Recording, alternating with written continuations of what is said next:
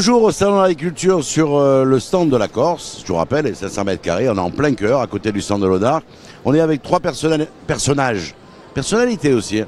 Lui, vous le connaissez, qui est à ma gauche, donc à votre droite, c'est Pierre-François Maestrach, l'un des représentants de Slow Food, on peut le dire, sur la Haute-Corse notamment, et sur Bastia, la bière Ribé. Puis il y en a deux autres à côté, ils se sont trouvés. Hein. Et ils créent quelque chose là aujourd'hui. Vous savez, il y a plein de choses là sur la table. Ils créent une nouvelle bière. Vous pensez que c'était dans des labos, avec des mecs avec des blouses blanches. Non. Ça se crée là, ici.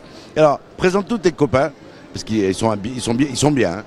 Alors, c'est des amis du Slow Food de Paris, enfin, c'est le représentant du Slow Food de Paris, Bastien et Louis. Bastien, président du Slow Food Bastille. Louis, qui est un petit peu de Bonifacio et un petit peu de Paris, on peut le dire. 50-50. 50-50. C'est Louis que je connais au départ. Et lors de notre rencontre, on a tout de suite accroché sur évidemment le bon, propre et juste, mais aussi sur des ingrédients que par ailleurs, je dirais importent. Mais bon, Bastien, ce sont des...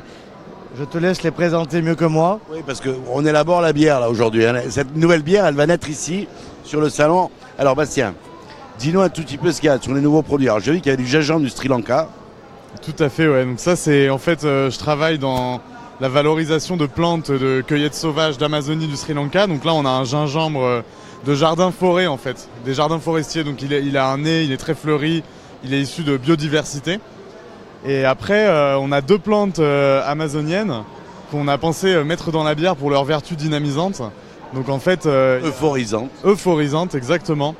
Donc il y a tout d'abord effectivement une sentinelle de slow food qui s'appelle le Warana, des Indiens Sateremawe. Donc ça vient d'un territoire protégé en Amazonie centrale. Et ensuite, il y a... le fameux... Voilà, le fameux Muirapuama, donc au nom... Le bois bandé. Mais qui est en fait le bois bandé, voilà. C'est quoi les particularités du bois bandé ? Le bois bandé, en fait, c'est un arbre amazonien qui est utilisé depuis des siècles pour ses vertus qui augmentent l'endurance physique, en fait, sexuelle aussi et digestive. Hein. Fini les pilules bleues, quoi. Ouais, c'est ça, exactement. Et en fait... Attendez, Pierre-François, là, attendez, on va tout recadrer. Pierre-François va faire une bière avec ces produits-là. Vous allez vous faire tomber dessus par les entreprises de pharmaceutiques. On espère.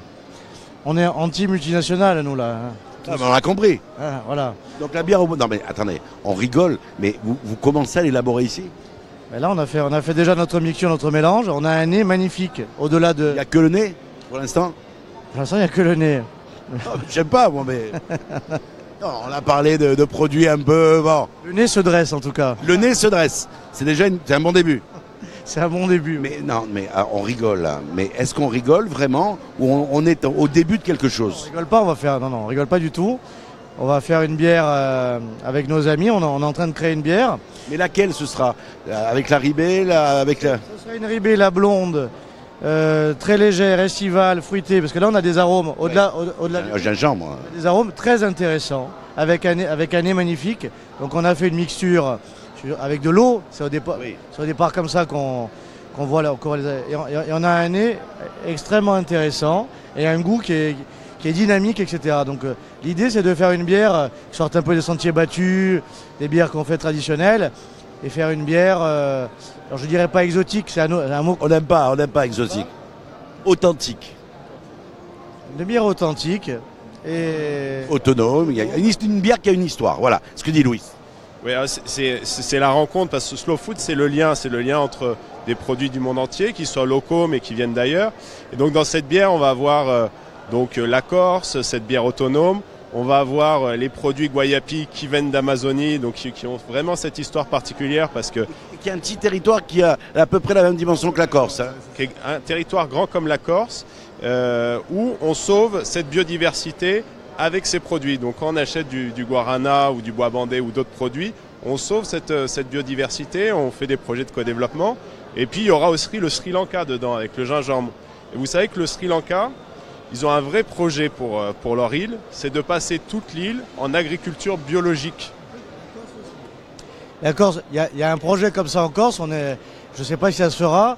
Nous, à Patrimoine, déjà, le projet, c'est de passer tout le vignoble, ce sera une première nationale, en biologique. Donc nous aussi, on nous appelle un peu des Indiens. Non, mais les Indiens de Méditerranée.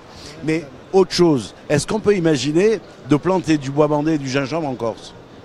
Pour l'instant, ça me semble assez difficile.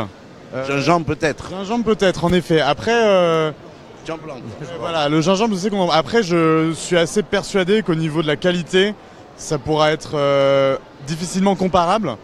Le bois bandé, ça me semble impossible à l'heure actuelle. Parce que... De toute façon, quel est l'intérêt? C'est pas un produit authentique chez nous. Voilà. C'est comme si on faisait du foie gras à Saint-Florent.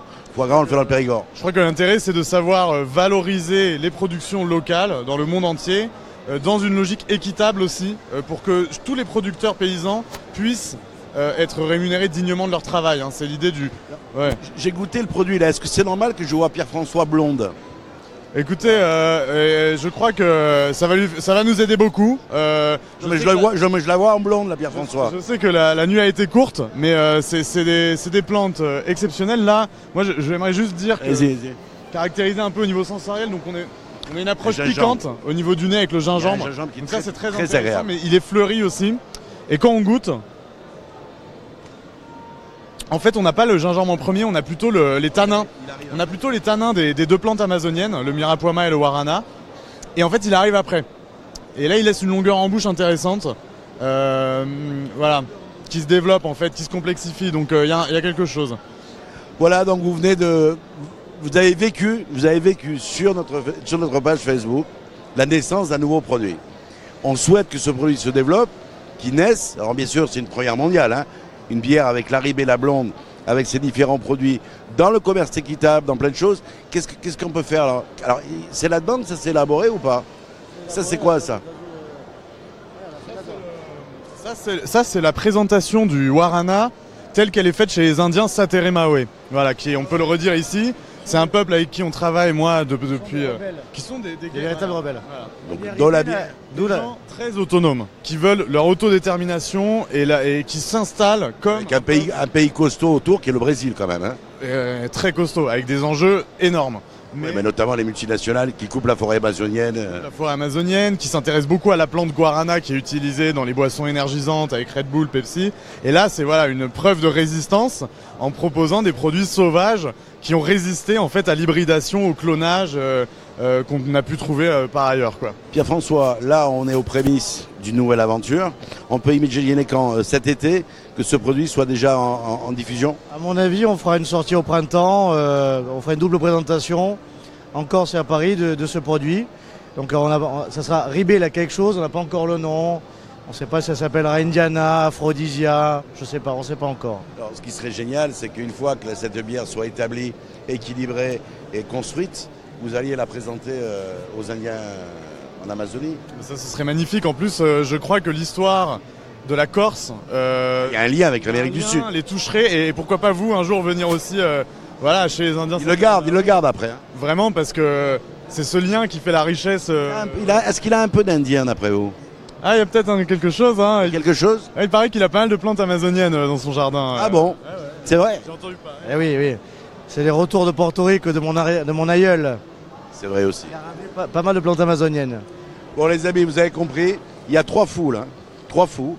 Moi j'ai goûté, je le vois en blonde. Je ne sais pas si ce sont les effets en définitive premiers de ça. Cette Ribé là, on connaît Pierre-François sur, un tout petit peu, on le prend pour un fou. Mais c'est quelqu'un qui en définitive innove, va chercher, ne reste pas sur son compte à soi, il fait des choses, mais il va ailleurs, il va chercher ailleurs, mais des choses qui lui ressemblent, et qui ressemblent aussi à notre territoire. Là on le voit, des produits qui sont sains, simples, associer ces produits pour en faire un produit de qualité, là c'est déjà pas mal.